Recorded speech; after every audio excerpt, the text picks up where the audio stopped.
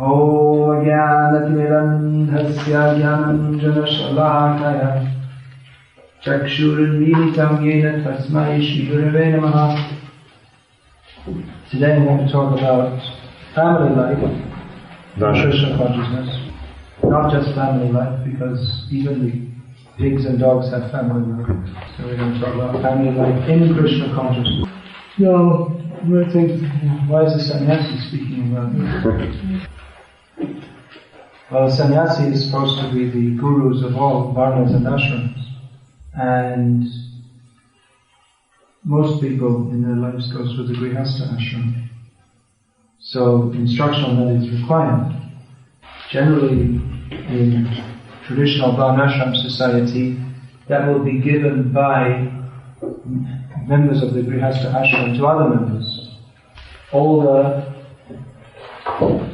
grihasthas will give instruction to younger grihasthas. Plus the whole society was so stable and ordered that just by seeing how others live, that others would learn just by seeing. But family life in modern age is most unstable. Srila Prabhupada wanted to show to the world that Krishna consciousness is not just a religion or a belief, but a practical way of living with God in the center. The practical way of living means not just producing your food, which is a very important part of it, but also living with a stable social structure. For all our philosophy and good intentions, if we don't have a stable social structure, there'll be so many disturbances. So in society, the building block or the basic factor is the grihastha ashram. Practically they make up the society, and the brahmacharis, vanapastas and sannyasis are just kind of at the edge of it. So Prabhupada himself personally gave a lot of instructions on this. We even find in the Bhagavatam that Narad Muni, who's a great brahmachari, he is instructing Yudhishthira Maharaj on the perfect social setup, including ideal household life. Now this is a subject which I quite often speak on. Sometimes devotees, when they hear that, they're a little surprised, because I'm known for having written a brahmachari book.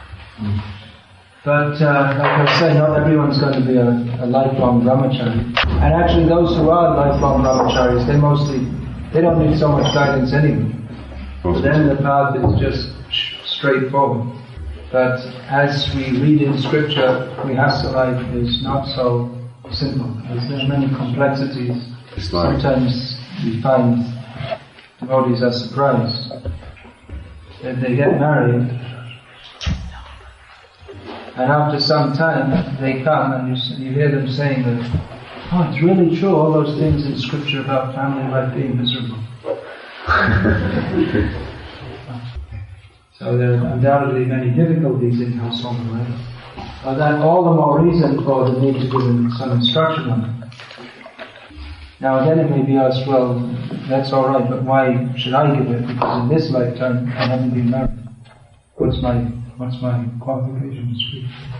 Well, in reply to that, I've heard from Prabhupada, studied his books, in which there's much information in this regard.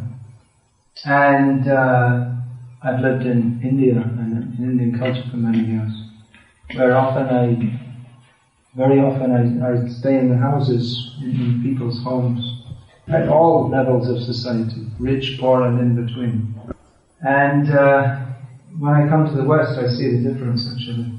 That even among our devotees, the basic principles of living peacefully at home, as more or less most people in India do, they don't know the basic principles. Plus they don't have you don't have the cultural background to support you. So it's very difficult for our devotees in the West even to, as much as I can see, for most of them to live a stable, peaceful, relatively happy household life.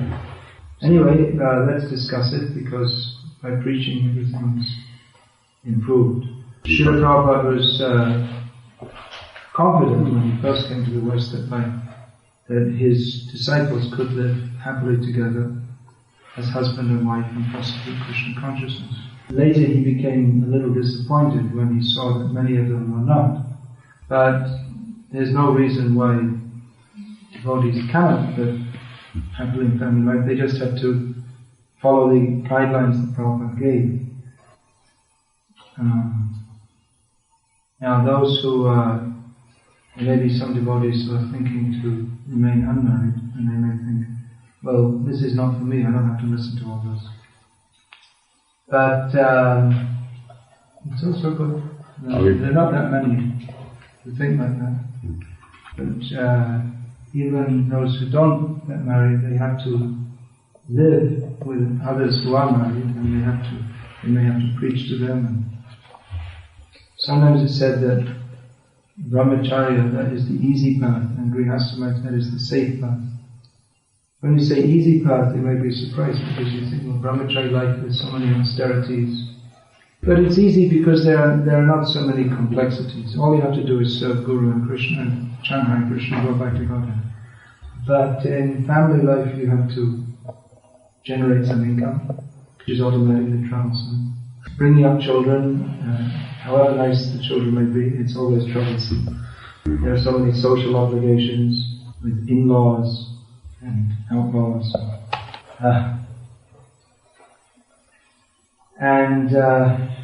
In this way, the same concentration that should be achieved in brahmacharya life, it's difficult to achieve in grihastha life.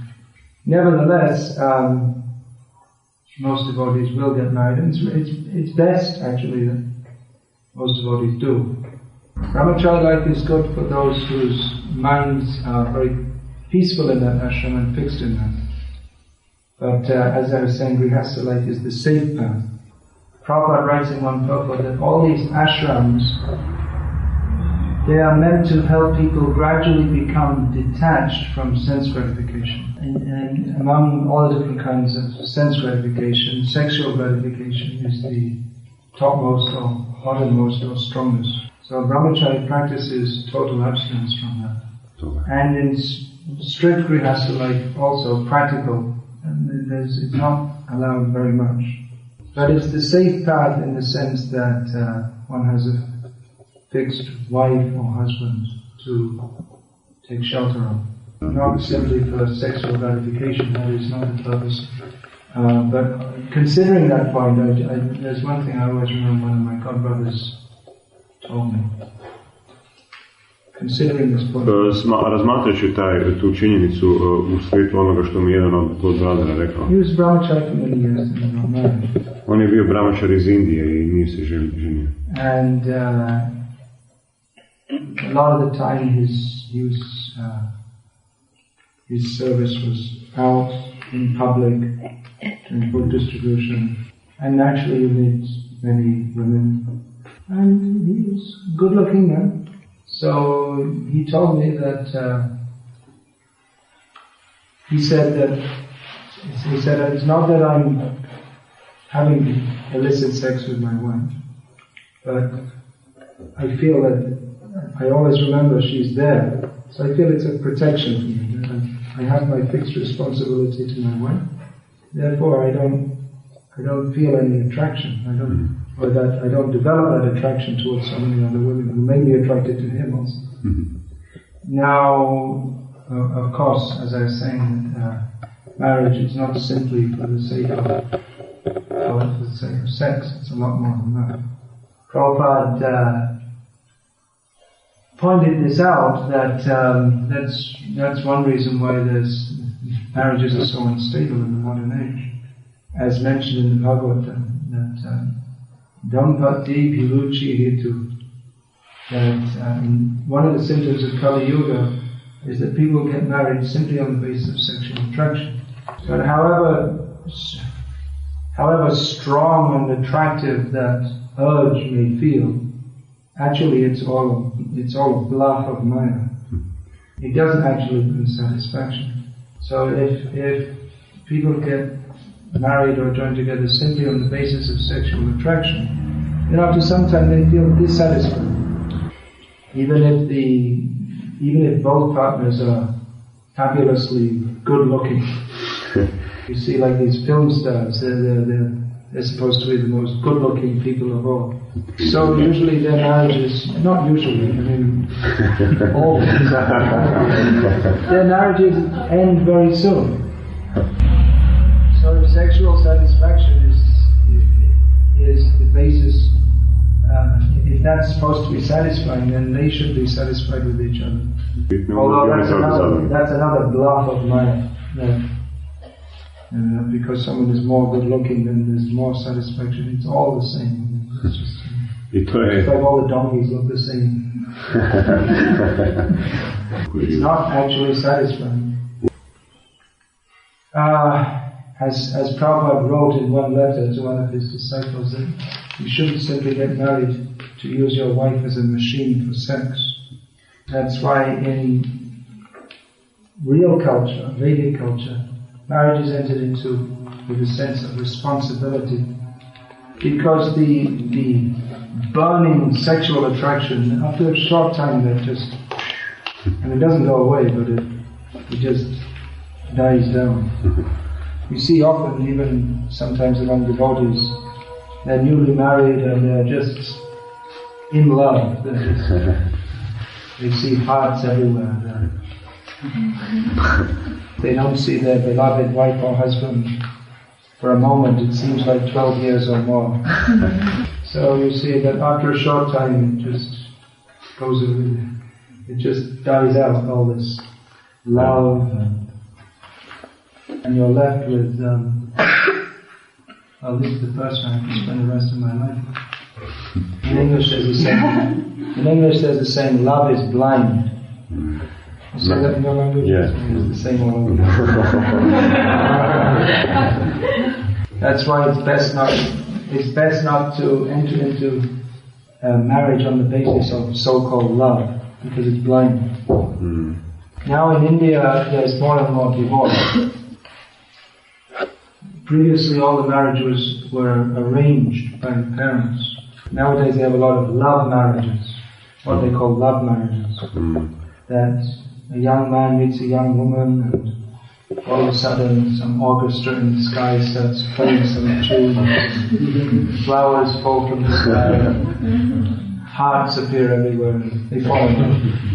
So sometimes we hear, this couple in India, we hear, they got divorced. We say, oh, what happened? The reply is usually love marriage. Or around the other way, if there's a love marriage, you're just looking, how long is it going to last? So marriages were traditionally arranged very carefully. It's not, just say that. On one side there is the sense of responsibility. Once you're married, that's it. In the Christian marriage vows, they say, till death us do part. Till death us, when they take the marriage vows, they say in happiness and distress, in health or sickness, in wealth or poverty, till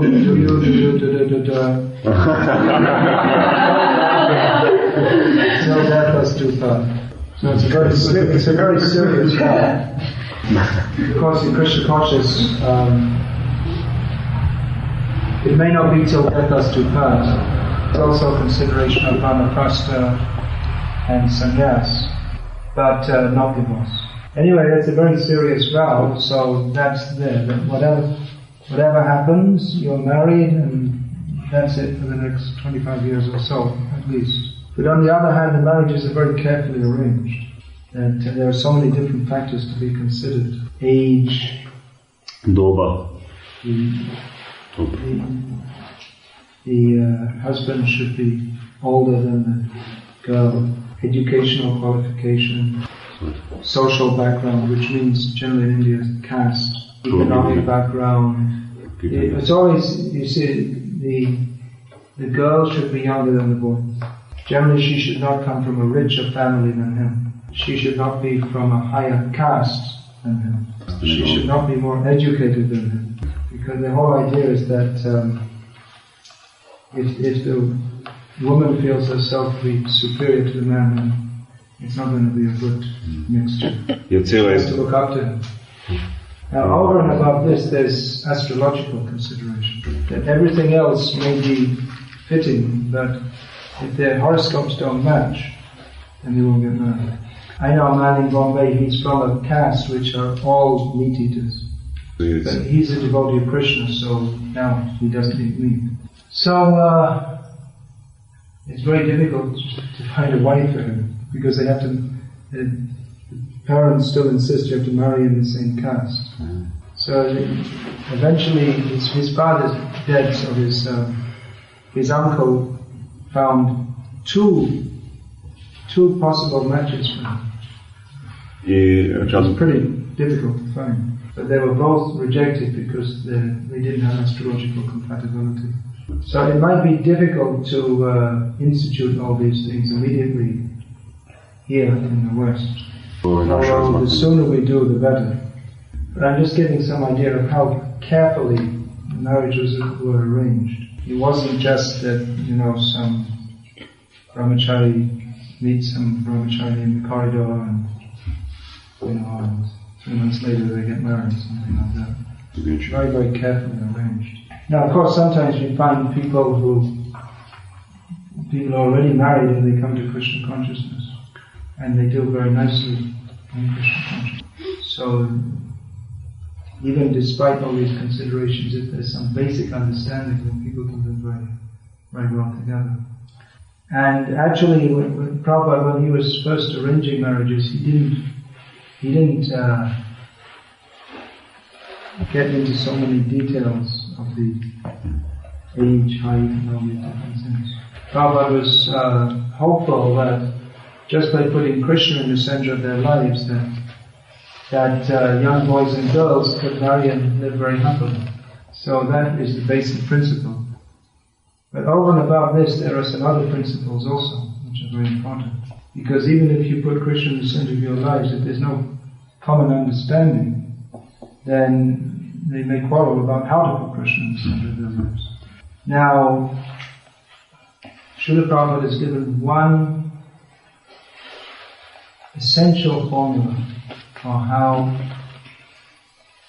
marriages can remain stable and steady.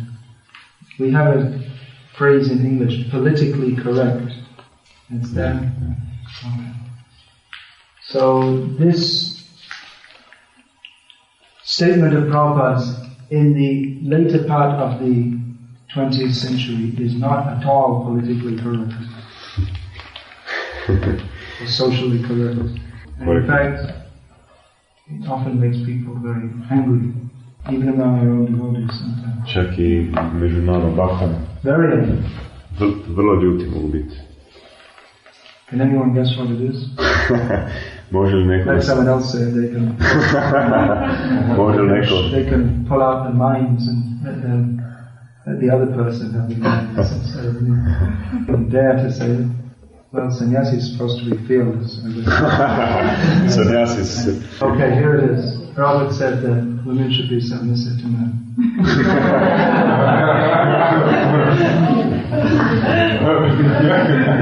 Steady, isn't it? Yes, it's not a very popular thing. In fact, Prabhupada, he became quite unpopular in America for saying this. At that time when Prabhupada was preaching in America, the women's liberation movement was becoming prominent for the first time. And some women reporters were interviewing Prabhupada, and they were very unhappy because they heard that Prabhupada said that women are less intelligent than men. But Prabhupada didn't change his position. There's a very important conversation in which Prabhupada says that why is there divorce? Because he gave some different reasons. He said the government is encouraging prostitution because they give money to unmarried mothers, whereas actually the father should take responsibility. But if the government gives money, then women may think, all right, I can go here, there. I don't need this husband. I'll get another boyfriend like this. So Prabhupada said because the women are not submissive to men, therefore the man's psychology is such that he wants to feel that he is the boss. So if he doesn't feel like that, if he doesn't have that sense that I am the king of this home, then he'll feel frustrated and he'll go away. So this lady reporter said that she asked Prabhupada very sarcastically. She said, so according to you that all the social problems we have in America are because women are not submissive to men? Prabhupada said yes. He pinpointed this as a major social problem. Now it's very difficult for us in the Western countries maybe to accept this. But it's not just Prabhupada saying, but if it was only Prabhupada saying, that would be sufficient because Prabhupada is completely self-realized. But that is the whole message given in the Vedic literatures. That ultimately no one is in this world is a man or a woman, everyone is a spirit soul, eternal servant of Krishna. And actually everyone's eternal transcendental position is that of Prakriti, means female energy of the Lord, meant to be enjoyed by him. But being conditioned souls in this material world, we have received different bodies according to our past karma. Can you open this door? That little area is quite hard to open.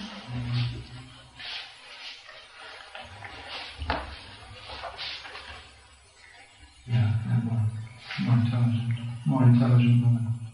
Sitting outside and getting some fresh air. Good.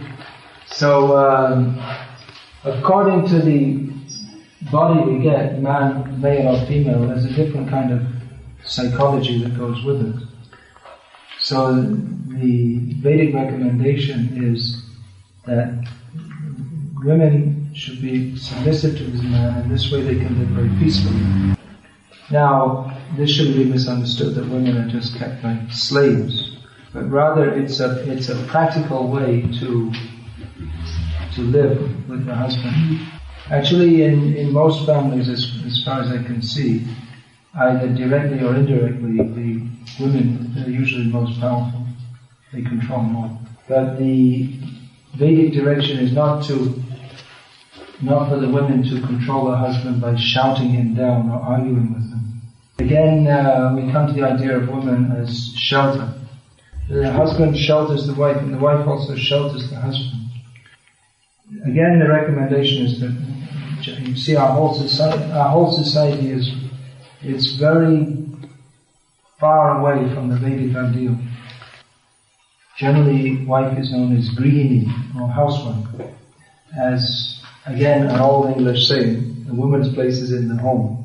It was not recommended that they go outside for jobs and move independently and freely. The idea is that women need to be protected. And we say, well, protected from what? Protected from falling victims of their own lusty desires or the lusty desires of others. In the modern society, it's promoting lust. Everything is advertised by appealing to the sexual instinct. This actually disturbs and distorts people's minds. The whole society becomes based upon simply promoting lusty desires and fulfilling them. Thus it becomes very animalistic.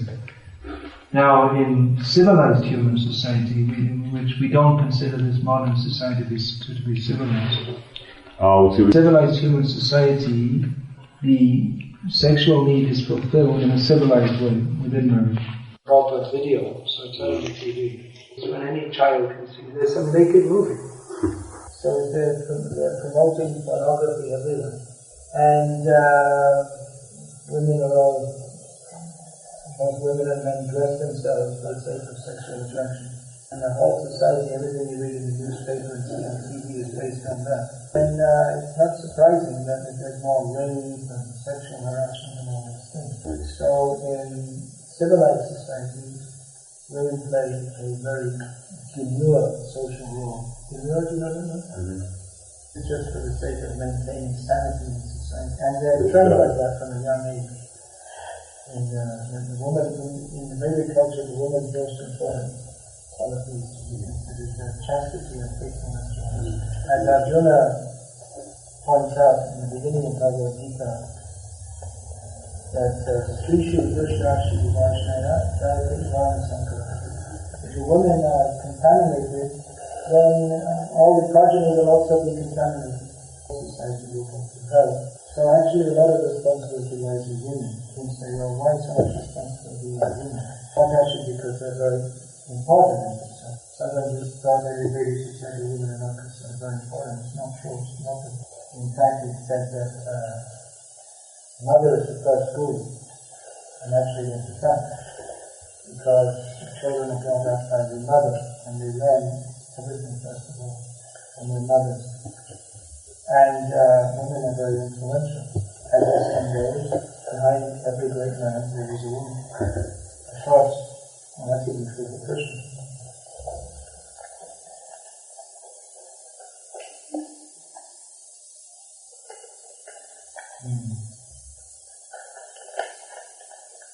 So, women are trained up from a young age in Vedic society to emulate the roles of great women such as Sita, Sati, Damayanti, Kunti, Gandhari, and so on. Now, that's another point. We're saying women are the first gurus. Now, another reason why women places in the home is because they have to look after children. Modern society has the idea that women should also work and have jobs in offices and factories and so on. But by nature's arrangement, it's women who give birth to children. And by nature's arrangement, their psychology is such that they also prefer to look after children more. They love to have children. Now, modern education and modern way of life has somewhat altered them, so that we find many modern women who don't want to have children, they want to have a career. But it's an important function of women to give birth to children. Children are also required. Yes, people have to be brought into this world. So they need a lot of looking after. As parents know, looking after children, especially when they're very young, it's a 24 hours a day job. It's like a doctor who's on call 24 hours a day for several years.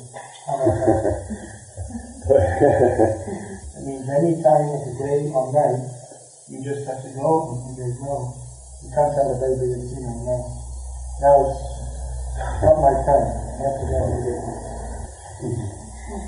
And you can't tell the baby to stop crying at 7 a.m. So it's a very demanding job, and it requires great sacrifice. Now the modern society, again, doesn't train people in responsibility or duty or sacrifice, but simply in selfish sense gratification. So therefore people don't want to have children, they want to enjoy them, they don't have the freedom to enjoy themselves. And the result is that children are not looked after properly. They come home from school, they get some food out of the fridge, they turn on the TV, their father and mother at the TV. So for the father who's outside working and for the children also, it's so much important that they come home to the shelter of a mother. And one of the most important things she has to do is feed everybody. And feed, not just get something out of the fridge and heat it up, or buy something from McDonald's or something like that. But just like we have the principle that we just can't buy something in the shop and offer it to Krishna, it should be cooked with love, then it's prasadam. The consciousness of the cook is perceived by Krishna. Krishna accepts the love in the offering. That love is accepted by Krishna. So in the same way, I see all those things even today in most Indian families. The mother is always thinking how to cook different nice things to feed the family members. They don't think, I'm miserable, I have to cook again, but they're always thinking how to cook different nice things. So Prabhupada himself said that he's talking about getting his girl disciples married. So he said the main thing that the girl Vikasa should be trained in, to two things. One is to be with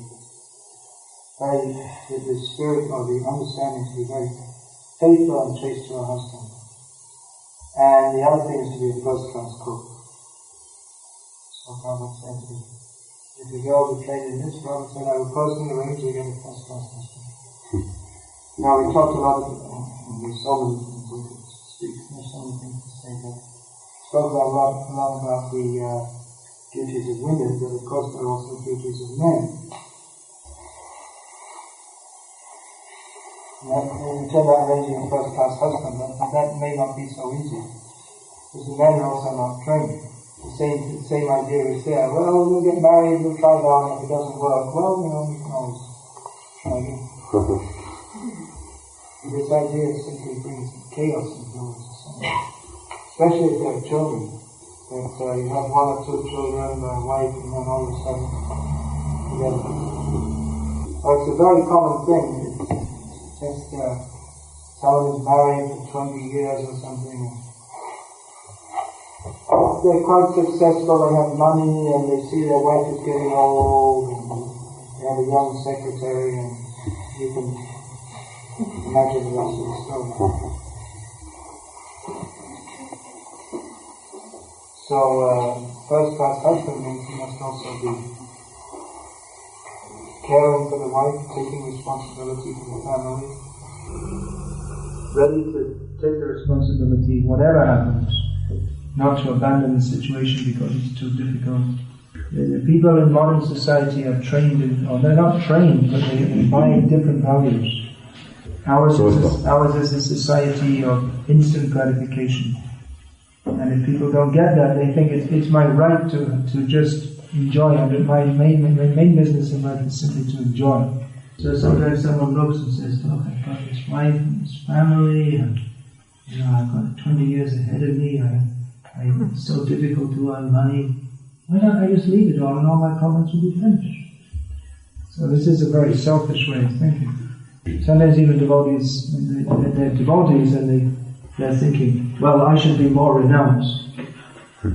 And, now I'm feeling very renounced. I was married for 5 years, I have 2 children. Now I'm feeling very renounced. It's time to take something else. This is bogus. You're married, you have to take responsibility.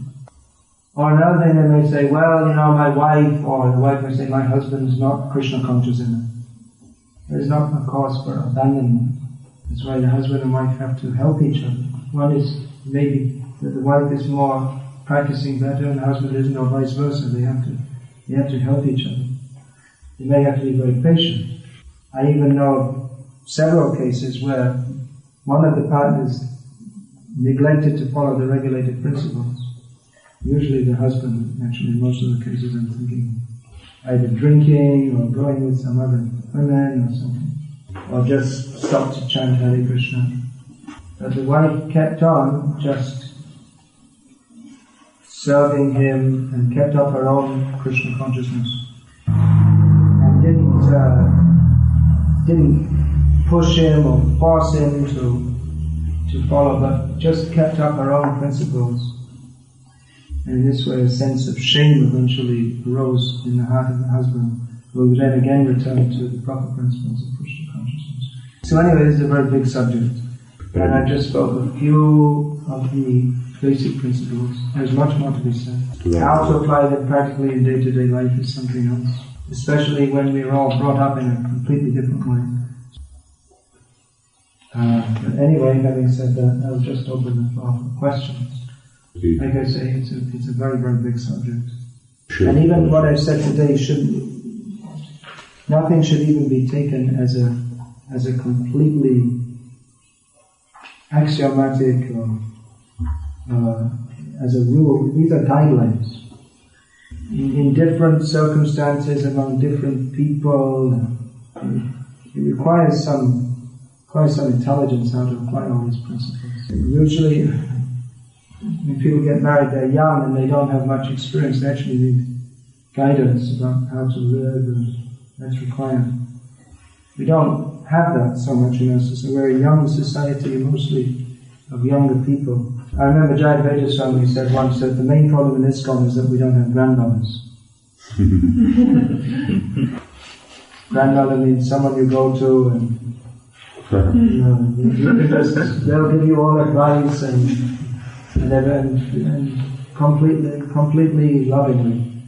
So a well-wisher in all regards.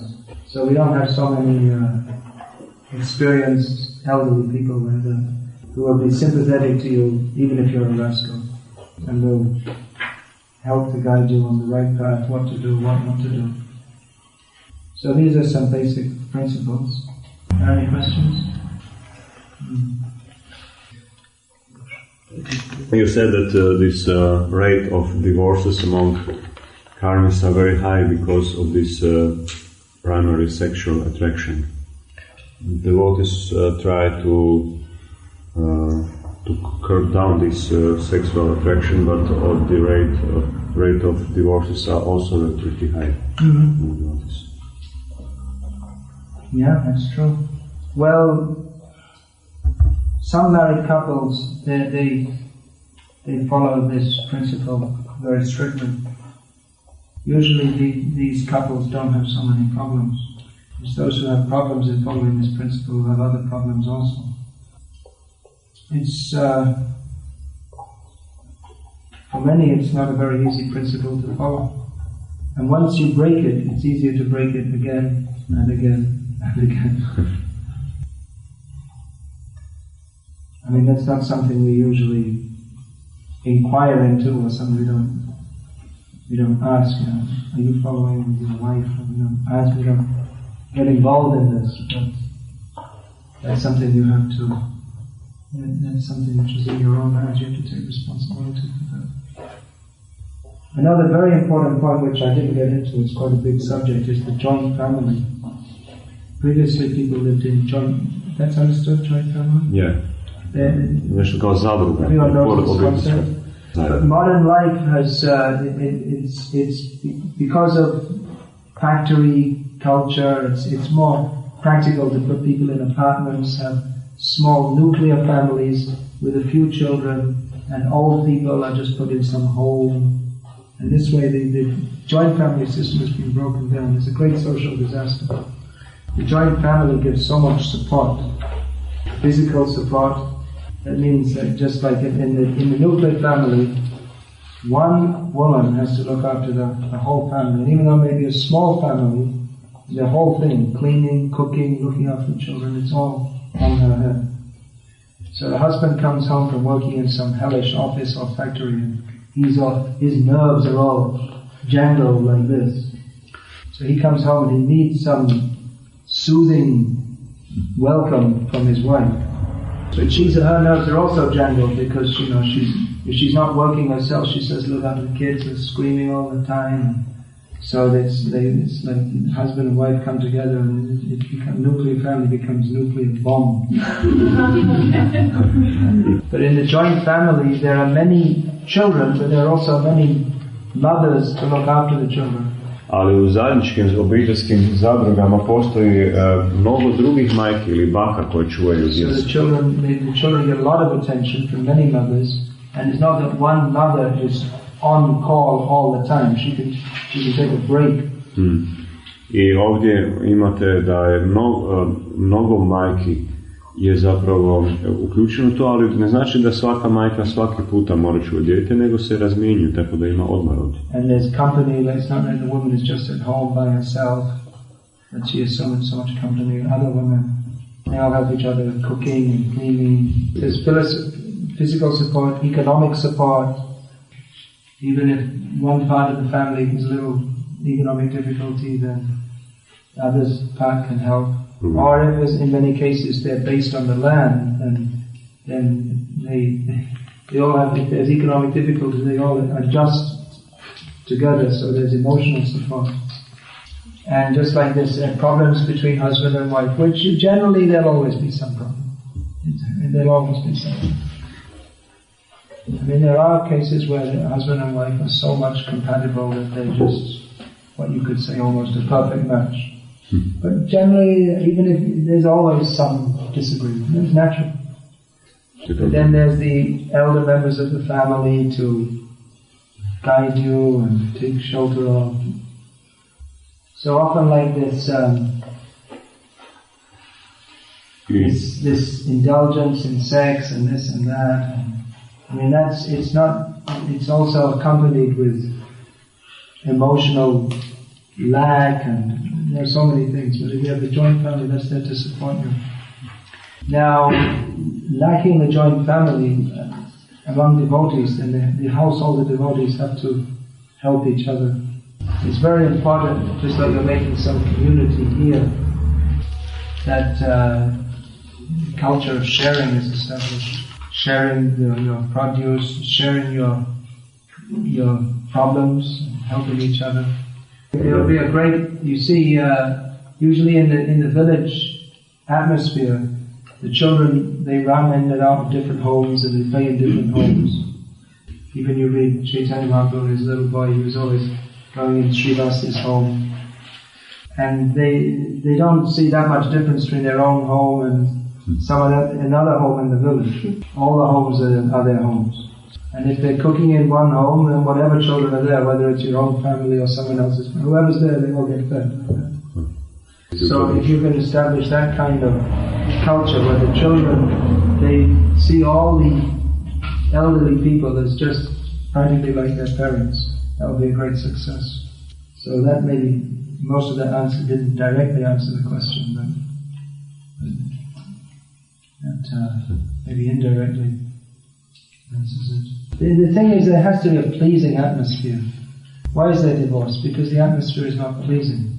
That's why that point of women being submissive to husband, there's so much required.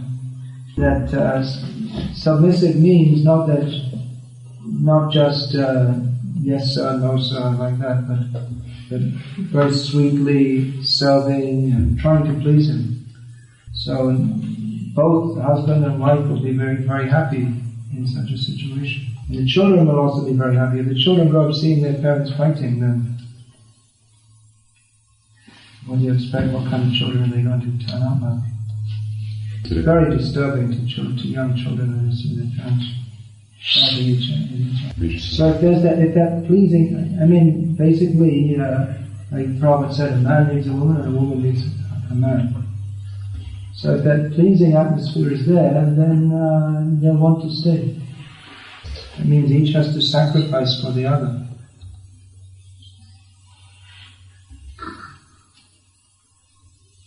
Any other question? I have heard in a lecture of Ritu Prabhu that a mother shouldn't necessarily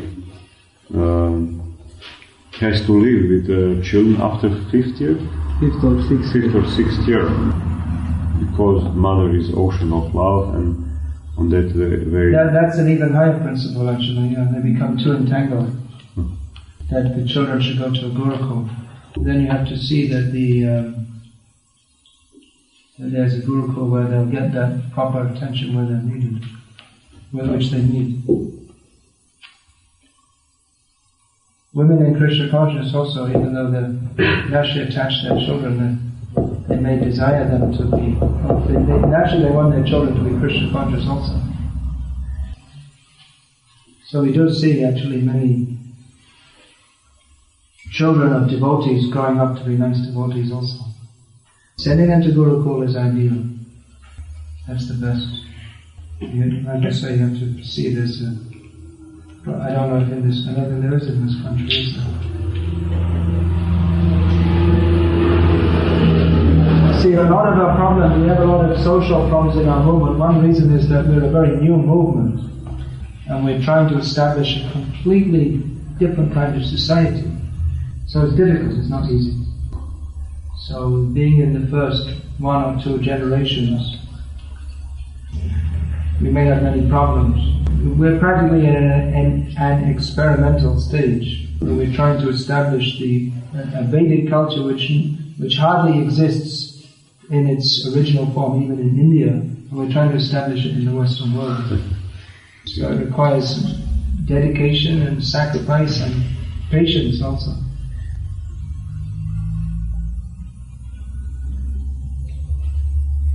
Another essential. I mean, I turned out in the beginning. I said to turn out family life in Krishna consciousness, but I was basically talking about family life. Excuse me, I didn't understand. In the beginning, I was saying that we want to have family life in Krishna consciousness, but I didn't speak so much about the Krishna consciousness. How we're not simply interested that people live together happily, but we want to see them live together happily in Krishna consciousness. Kako mi nismo zainteresirani vidjeti ljude da žive sretno, nego da žive sretno u svjesnosti Krišne. So there has to be so much emphasis on within the family on hearing and chanting and associating with devotees. To maintain Krishna conscious sadhana is essential. It's often difficult to keep it together in household life. But unless it's there, what is the purpose? So sadhana is essential. In almost all cases, devotees living at home can't keep up the same kind of sadhana as devotees living in the temple. Put it round the other way. Those who are living in the temple who don't keep up the proper standard of sadhana, they usually go to the ashram where there isn't there isn't such a high standard anyway. If you don't follow your sadhana properly and you're living in the temple, then you probably go to the ashram.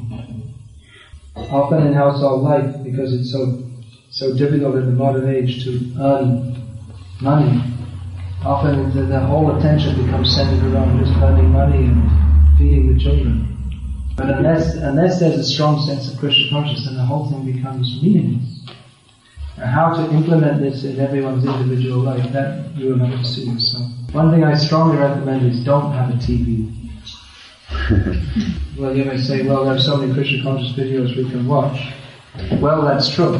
There are so many other things you can watch also. And you can be sure that if it's there, at least the children are going to want to watch it. Okay. So yes, there are so many Krishna conscious videos you can watch. Then you watch them when you go to a temple. Or you keep one in the community, you keep one TV for this purpose only. It's TV is very, very contaminating.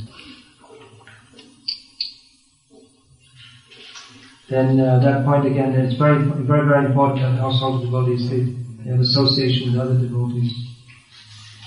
Yeah, then he's made his note, TV with a cross over it.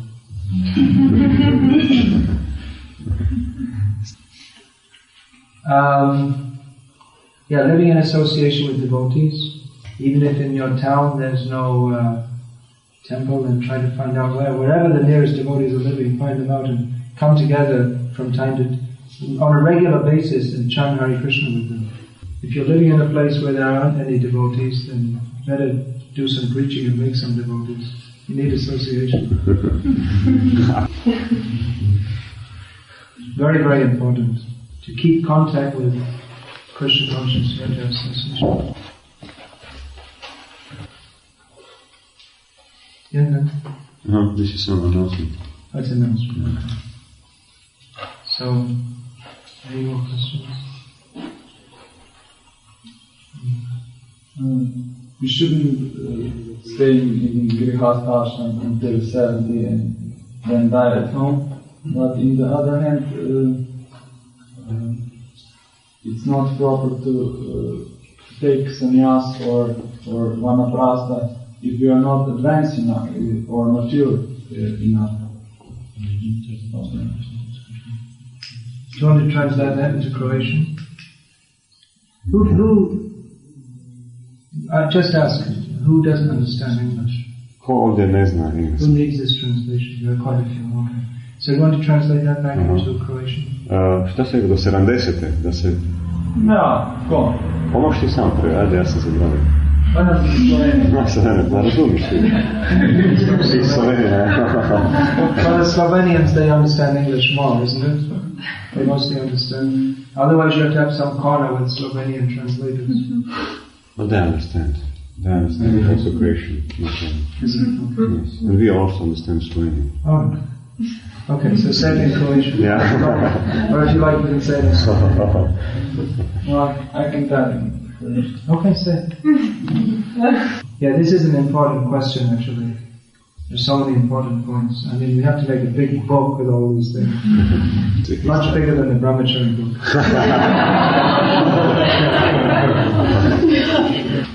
Brahmachari book is basically just chant Hare Krishna and be happy. So is the Grihastha book. But after you say chant Hare Krishna and be happy, the Grihastha says, well, what about my children and my income and my grandmother and taxes and education and getting my daughter married and my material desires? Naravno, nakon...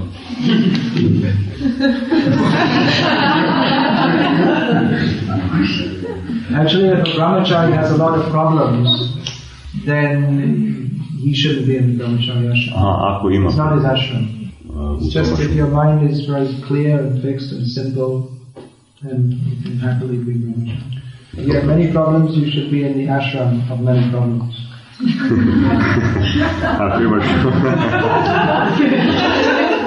Because that ashram is meant to bring you through that, so you can come to a situation where you're getting beyond the problems. That's the whole idea. So this should always be borne in mind, that we're going into the Grihastha ashram to execute our duties and come out the other side better.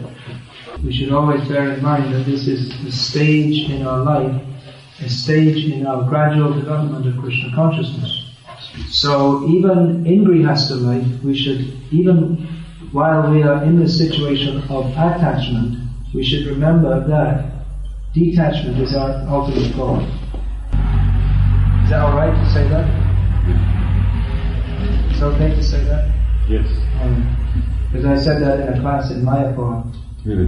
In the Mayapur festival, and I got attacked on the internet for saying this. That no, you shouldn't tell Grihasthas.